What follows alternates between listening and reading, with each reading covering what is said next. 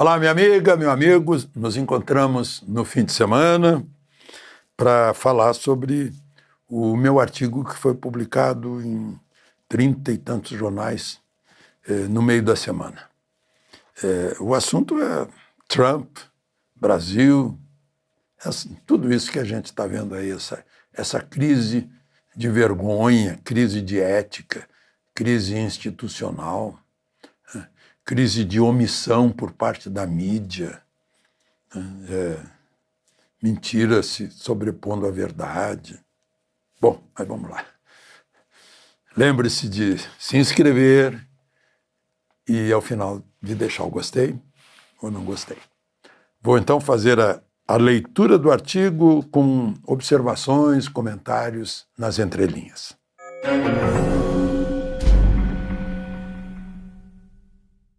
O título é O Dono da Bola.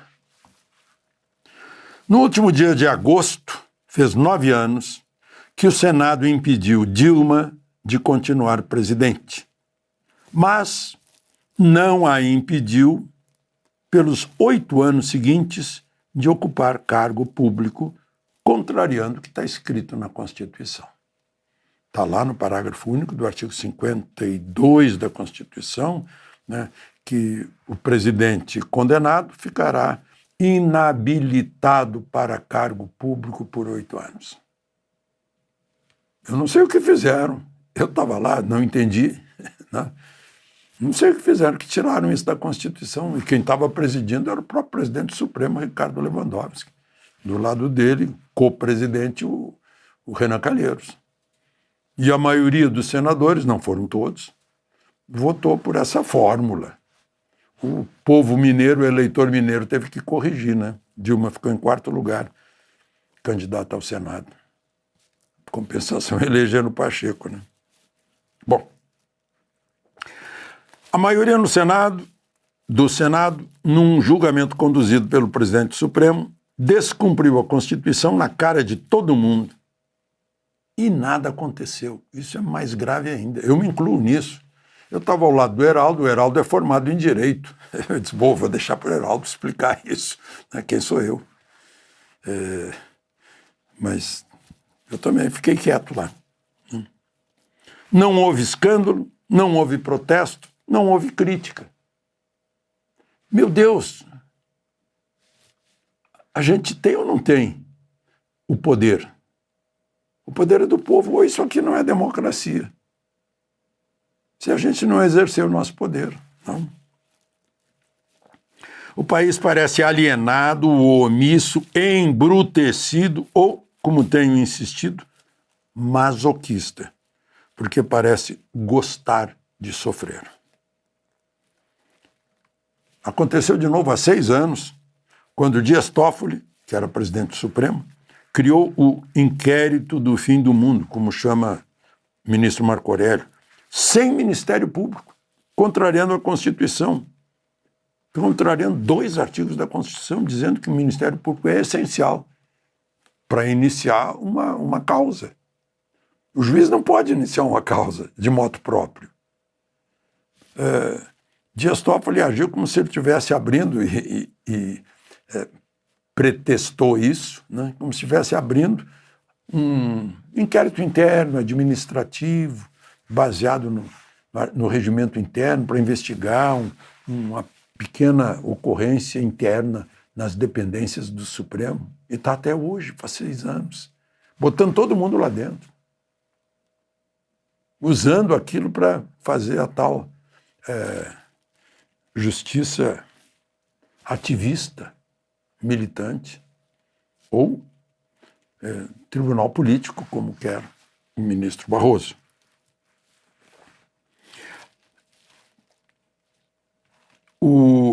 E ele ainda contrariou a Constituição, nomeando sem sorteio o relator. É como se fosse uma administração interna. Né? Bom, só para vocês lembrarem do inquérito do fim do mundo. O que veio depois foi arrastado para o Supremo. Qualquer coisa que entrasse, arrastava para dentro do Supremo, suprimindo a primeira instância. Ou seja, quem está nesse inquérito não tem recurso. O Lula teve.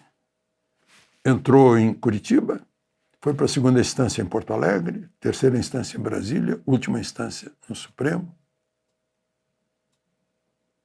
Os que estão no 8 de janeiro, não. Só tem uma instância, que é o Supremo. Supremo, o recurso contra o Supremo é no Supremo. É, só rindo, né? Bom,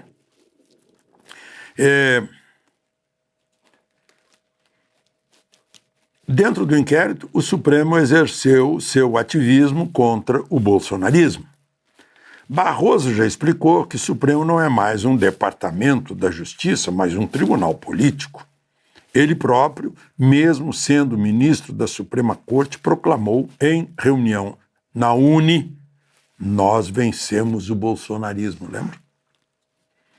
Isso é impossível você ouvir isso de um justice, um juiz da Suprema Corte dos Estados Unidos, ou muito menos da Dinamarca, da Alemanha, da França. Na véspera do julgamento de Bolsonaro, ele antecipou a sentença, dizendo: em breve nós vamos empurrar o extremismo para a margem da história. Tudo às claras, sem causar o mínimo escândalo. Isso seria manchete se houvesse algum jornal fazendo jornalismo. Como é que o presidente do tribunal antecipou? Nós vamos varrer essa gente daqui. Ele já anunciou a sentença. Não? Em país sério, uma declaração assim, o presidente do tribunal ou sai o presidente ou anula-se o processo. No outro lado ideológico, Lula teve a primeira instância e recursos na segunda, terceira e última, como eu já lembrei. Bolsonaro e os do 8 de janeiro foram direto para a instância derradeira, suprimindo-se a exigida ampla defesa. E a nação que assiste a tudo isso? Passiva, apagada. Até as pedras portuguesas que calçam a Praça dos Três Poderes sabem que o Supremo não é o juiz natural da gente presa ardilosamente por perfídia depois do 8 de janeiro. Que não há o devido processo legal quando não há individualização do processo, nem amplo direito de defesa, que no Supremo ficaram privadas do direito de recurso, que boa parte dos juízes detestam o réu principal, que tudo está mais para a vingança do que para a justiça, que o objetivo é eliminar Bolsonaro e os bolsonaristas. Chegaram a eliminar a vida de Clesão, né? Pelas entrevistas de alguns do Supremo, inclusive do presidente, já se sabe o resultado há muito tempo. Bolsonaro será condenado. Segundo divulgado pelo Metrópolis, está até escolhido o presídio da Papuda para a execução da pena. As pedras da praça foram ouvidas na Europa e nos Estados Unidos, mas não no Congresso Nacional, ali do lado. O espelho d'água que fica atrás do Congresso, entre o Congresso e a Praça dos Três Poderes, talvez tenha afogado o som. O verdadeiro tribunal político numa democracia é o Congresso dos representantes do povo.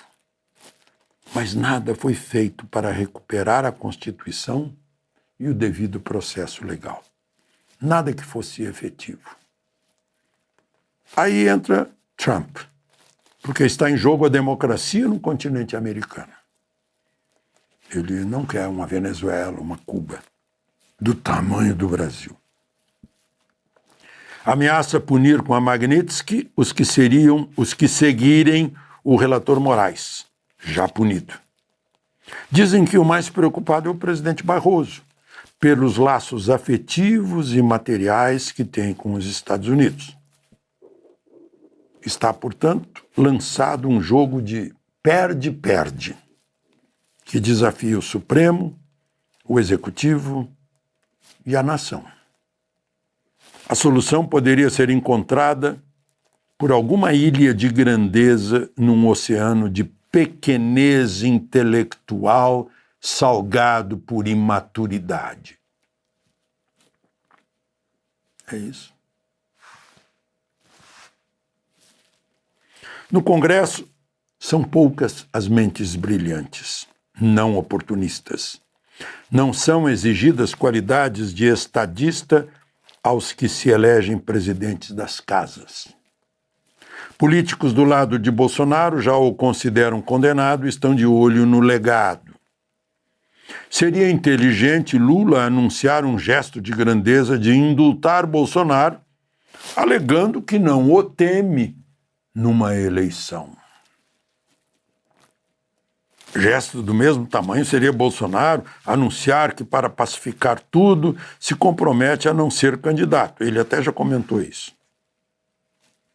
Mas, num país alienado e masoquista, parece que é preferível ficar na arquibancada olhando o jogo e esperar que Trump entre em campo para decidir um jogo que não é dele, embora, no fundo, ele seja o dono da bola. De Brasília, Alexandre Garcia.